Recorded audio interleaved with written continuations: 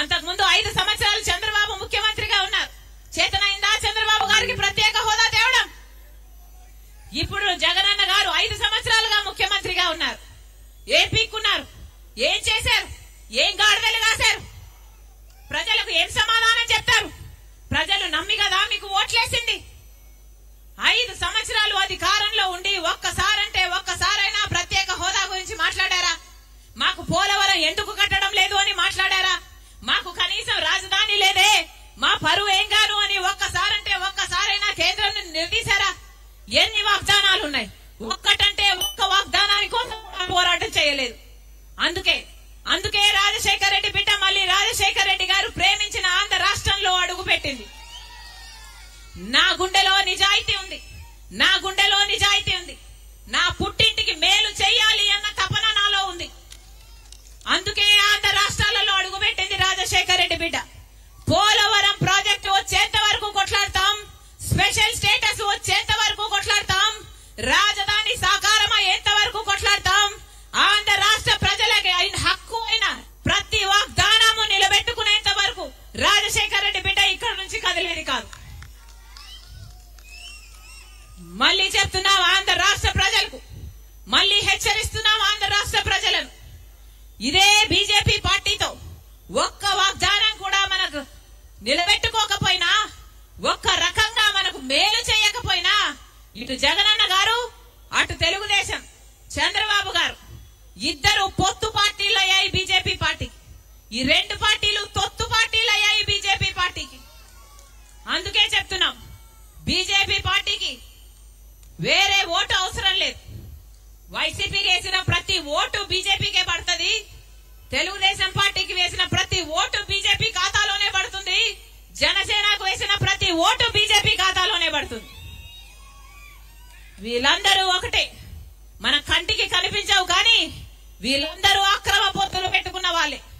మళ్ళీ BJP party అధికారం లేకొస్తే మళ్ళీ మనకు ప్రత్యేక హోదా గురించి మాట్లాడరు, మళ్ళీ పోలవరం గురించి మాట్లాడరు, మళ్ళీ మన రాజధాని గురించి మాట్లాడరు, మన హక్కుల గురించి ఎవరూ మాట్లాడరు. అందుకే చెప్తున్నాం ఇటు జగన్ రెడ్డి గెలిచినా అటు చంద్రబాబు గెలిచినా ఎవరు గెలిచినా మన రాష్ట్రానికి ప్రత్యేక హోదా వీళ్ళు తేనియరు. బీజేపీ అంటే మన రాష్ట్రంలో బీజేపీ అంటే మరి ఎక్కడో లేదు, మరి ఎవరో కాదు. బీజేపీ అంటే బాబు, జగన్, పవన్. బి అంటే బాబు, జే అంటే జగన్, పి అంటే పవన్.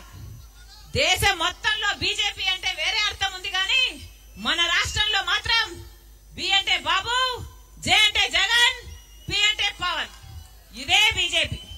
లేకపోతే ఒక్క సీట్ అన్నా గెలిచిందా బీజేపీ పార్టీ?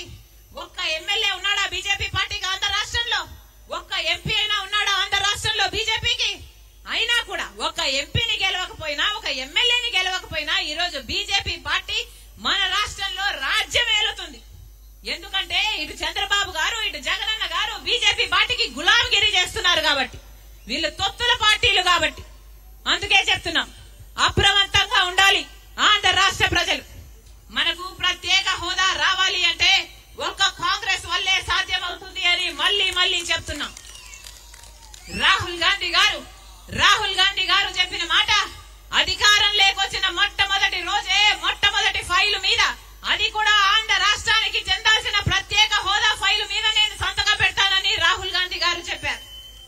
ప్రత్యేక హోదా కావాలి అంటే కాంగ్రెస్ పార్టీ అధికారంలోకి రావాలి. పోలవరం ప్రాజెక్టు పూర్తవ్వాలి అంటే కాంగ్రెస్ పార్టీ అధికారంలోకి రావాలి. రాజధాని తలెత్తుకునేలా మనకు రాజధాని రావాలి అంటే కాంగ్రెస్ పార్టీ అధికారంలోకి రావాలి. మనకు ఏ మేలు జరగాలన్నా, ఏ మేలు మన బిడ్డలకు జరగాలన్నా, ఏ మేలు మన రైతులకు జరగాలన్నా, ఏ ఒక్క మేలైనా మన రాష్ట్రానికి జరగాలన్నా, ఉద్యోగాలు రావాలన్నా, రైతు మళ్ళీ వాళ్ళ కాళ్ళ మీద వాళ్ళు నిలబడాలన్నా కాంగ్రెస్ పార్టీ అధికారం లేకొస్తేనే ఇది సాధ్యమవుతుందని మరొకసారి రాజశేఖర రెడ్డి మీద ఇంతమంది ఆంధ్ర రాష్ట్ర ప్రజలకు మనవి చేసుకుంటుంది. మరొకసారి ఇంతమందిగా రాజశేఖర రెడ్డి బిడ్డ వస్తుంది అని చూడాలి అని, వినాలి అని, ఆశీర్వదించాలి అని మీ పనులు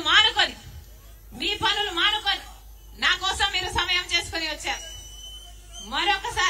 ప్రతి అన్నకు, ప్రతి తమ్ముడికి, ప్రతి అమ్మకు, ప్రతి అయ్యకు, ప్రతి అక్కకు, ప్రతి చెల్లికి మీ రాజశేఖర రెడ్డి బిడ్డ సిరా